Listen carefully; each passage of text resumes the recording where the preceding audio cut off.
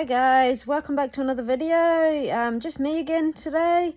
We've still put more videos on with the kids and the family. They had the different sort of videos, but here I'm going to be talking about savings and food savings, and in particular food savings when you've got a family with allergies or intolerances, or things they can't eat. It makes it really expensive, or it can do. Recently, as I've explained, my job's gone, so we're down to one income.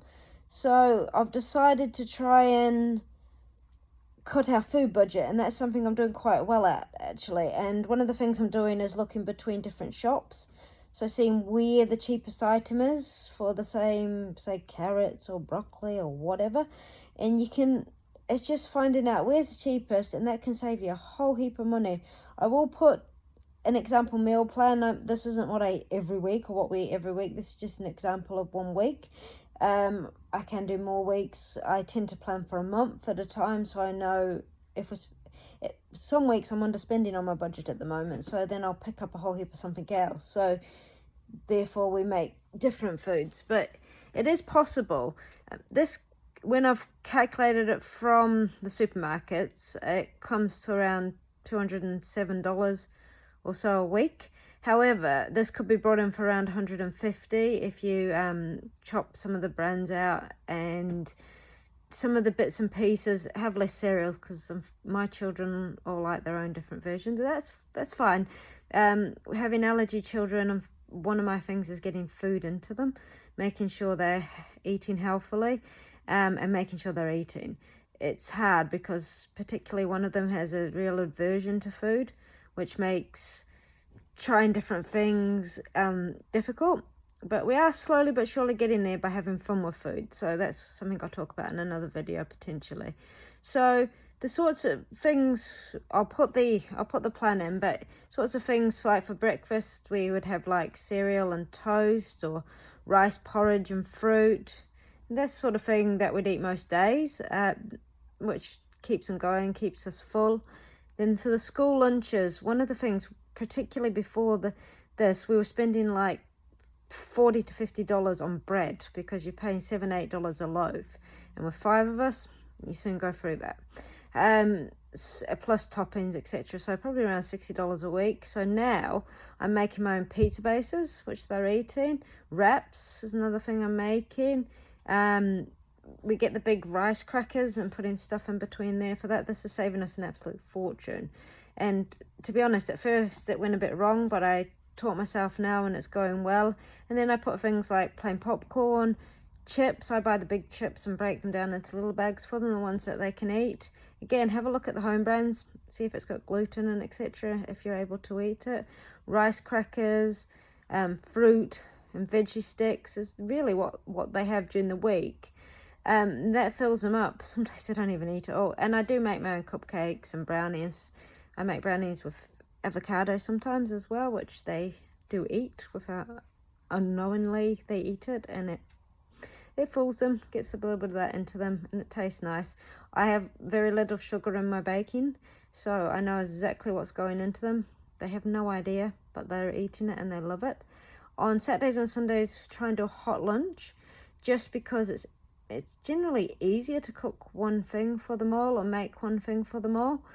So we do like a stir fry, and then maybe homemade pie again, make my own pastry.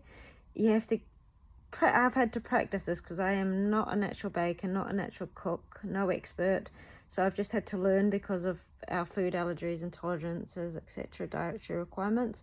Then because I'm at home, and my husband, he comes home at lunchtime from work actually, so it's good to get him something hot or something filling to keep him going. So I do things like shepherd's pies. I freeze them for him for the week, and stir fries and with rice, and that keeps them really full. Then after school or in the afternoon, they tend to have snacks. So here again we have things like popcorn and fruit, brownies, popcorn. Sometimes I do them chicken kebabs, veggie sticks. That's really what we do, and that keeps them going.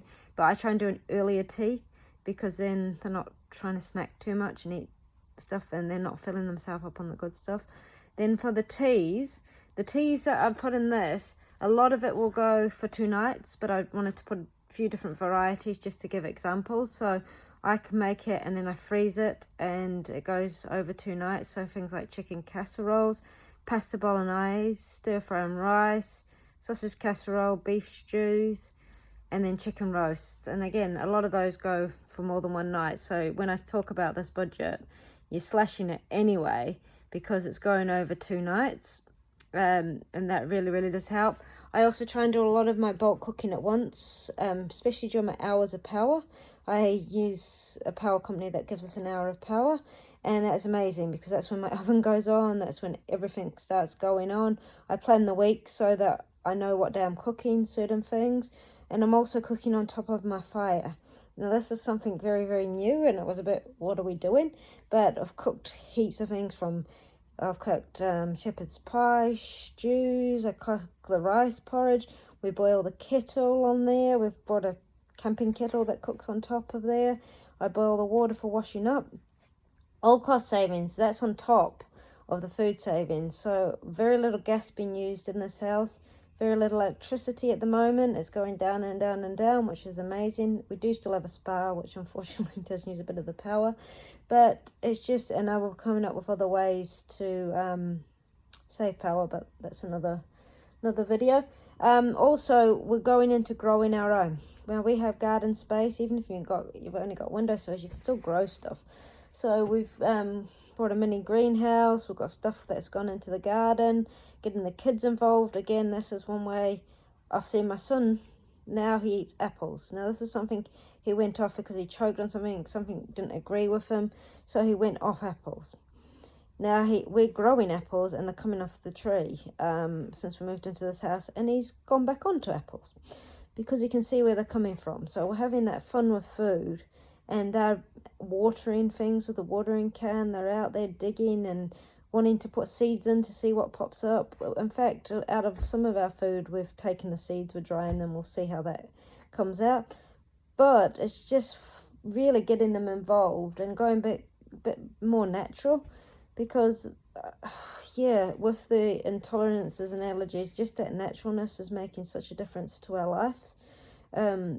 Being able to know where our food is coming from, what sprays, etc. on it, makes huge difference to how we feel. And not only that, it's the cost. I mean, at the moment we are still having to buy a lot, but I'm hoping to chop a lot of our fruit and veg out by growing it ourselves.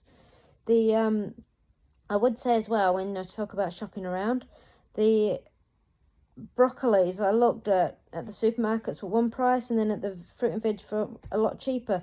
But then other things at the supermarkets were cheaper, and then at the fruit and veg shops were more expensive, or the same with meat. So if you've got the time, it's worth just planning your week or your month and seeing how much things cost, because it really, really does help. And that's what I'm finding. I'm taking time. This is now my full-time job, making sure we stick to our budget, making sure we've all got healthy food, making sure there's lots of yummy snacks for the kids. Scones. Oh, scones is another thing I didn't put on there. Something I wasn't sure about doing, especially gluten-free, but they come out pretty well. I will also state as well, we're also egg-free, and there's other things we can't eat for different reasons. So obviously do this to your dietary requirements and make sure your nutritional needs. I'm not an expert in any shape or form. This is just my family and what we're doing on a daily basis to keep on savings.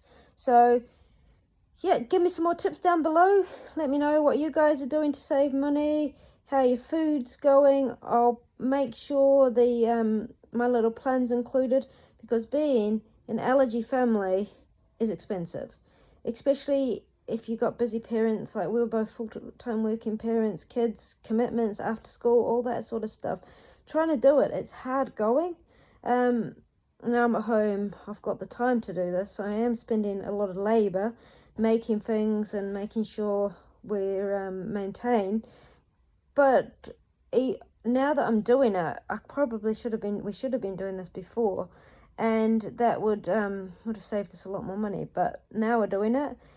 The key is to being planned, maybe spending time during the weekend, getting all your food in the freezer ready to go, so then your weeks are easy. That's what I do now, even, because some nights, tired, even though the kids not around, you know, I'm not at work, but it's still keeping the house and doing all the other bits and pieces I'm doing. It's nice just to have a night off. So having things prepared, again, a lot of these meals go 2 nights. So put them away for the following week. And then, you know, then at the end of the month, you might not have to buy any meat, etc. And that's going to save you money anyway. So, yep. Anyway, guys, thumbs up. Give me a comment. Give me a like. Please subscribe because our channel's growing. Be a part of what we're doing. And, yep. Nice talking to you. Bye. Boom.